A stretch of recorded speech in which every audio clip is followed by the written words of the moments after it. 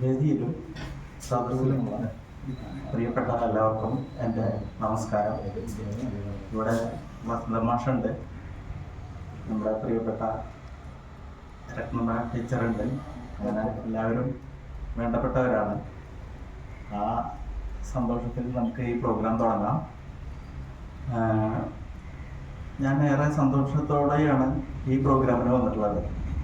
കാരണം എന്താണെന്ന് വെച്ചിട്ടുണ്ടെങ്കിൽ, നമ്മുടെ സാഹിതി എന്ന് പറഞ്ഞിട്ടുണ്ടെങ്കിൽ ഇന്നിപ്പോൾ ഒരു മിനി സാഹിത്യ അക്കാദമിയായിട്ടാണ് മുന്നോട്ട് പോയിക്കൊണ്ടിരിക്കുന്നത്.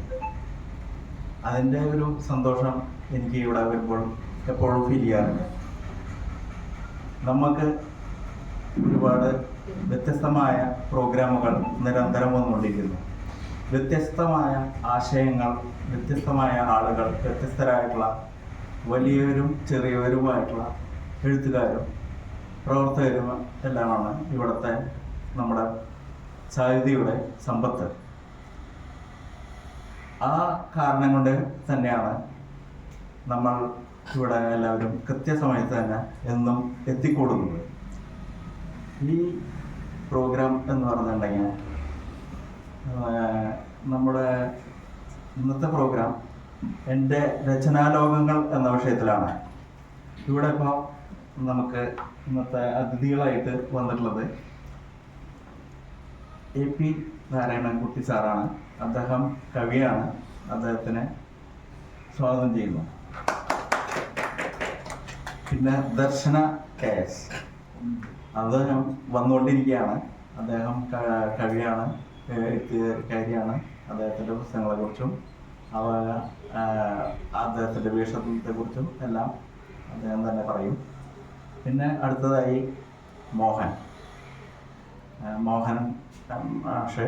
അദ്ദേഹം നമ്മുടെ കൂട്ടത്തിലുള്ള ഒരാൾ തന്നെയാണ്, ഇവിടുത്തെ അംഗമാണ്. അദ്ദേഹം ഒരു നോവലാണ് എഴുതിയിട്ടുള്ളത്. എൻ്റെ കണ്ണിൻ്റെ നേരെ എന്ന പുസ്തകമാണ് എഴുതിയിട്ടുള്ളത്. ആ പുസ്തകം വായിച്ചിട്ടുള്ളവർ കുറച്ച് പേര് ഉണ്ടാവുമെന്ന് വിചാരിക്കുന്നു. നമ്മുടെ കുറ്റുമുക്കിൻ്റെ ഒരു ഭാഷയാണ്, കുറ്റുമുക്കിൻ്റെ ഭാഷ, തൃശ്ശൂരിൻ്റെ ഭാഷ, അതൊക്കെ തന്നെയാണ് ആ പുസ്തകത്തിലും ഉള്ളത്. നമ്മുടെ സാറ ടീച്ചറൊക്കെ എഴുതിയിട്ടുള്ള പോലെ അലഹായുടെ പെൺമക്കൾ എഴുതിയിട്ടുള്ള ടീച്ചറുടെ ഒരു ഭാഷയുണ്ട്, അത് തൃശ്ശൂരിൻ്റെ ഭാഷയാണ്. അതുപോലെ മാറ്റാത്തി വായിക്കുകയാണെങ്കിൽ അതിനും ആ ഭാഷ തന്നെയാണുള്ളത്, നമ്മുടെ തൃശ്ശൂരിൻ്റെ ഭാഷ തന്നെയാണുള്ളത്. അതുപോലെ കുറ്റുമുക്കിൻ്റെ ഒരു ഭാഷയുണ്ട്, നാടിൻ്റെ ഒരു ഭാഷയുണ്ട്. ആ ഭാഷയിലാണ് ആ പുസ്തകം എഴുതിയിരിക്കുന്നത്. അതുകൊണ്ട് തന്നെ ആ പുസ്തകം ഏറെ ശ്രദ്ധിക്കപ്പെടുകയും പിന്നെ നമ്മുടെ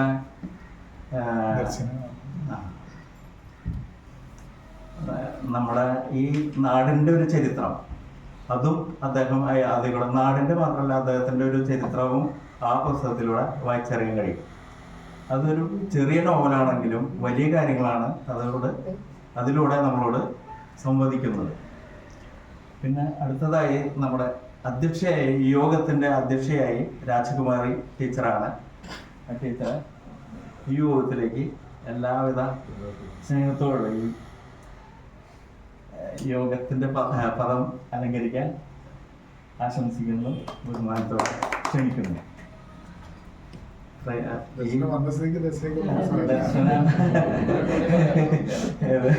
ഒരു വൈകി വന്ന ഞാൻ വരുന്നിട്ട് മുന്നേ തന്നെ സ്വാഗതം പറഞ്ഞിട്ടായിരുന്നു. അപ്പോ വന്നത് എനിക്ക് ഒരിക്കൽ കൂടി സ്വാഗതം പറഞ്ഞുകൊണ്ട് ഇവിടെ ഇരിക്കുന്നു. ഈ യോഗത്തിന്റെ അവലോകനവും അതുപോലെ നന്ദിയും പറയുന്നത് നമ്മുടെ അനിൽകുമാർ കോളേജിയാണ്, കവിയാണ്, നമ്മുടെ സാഹിതിയുടെ എല്ലാമാണ്. അദ്ദേഹത്തെയും ഈ വേദിയിലേക്ക് സ്വാഗതം ചെയ്യുന്നു. യോഗത്തിന്റെ അധ്യക്ഷയായി രാജകുമാരി ടീച്ചറെ ക്ഷണിക്കുന്നു.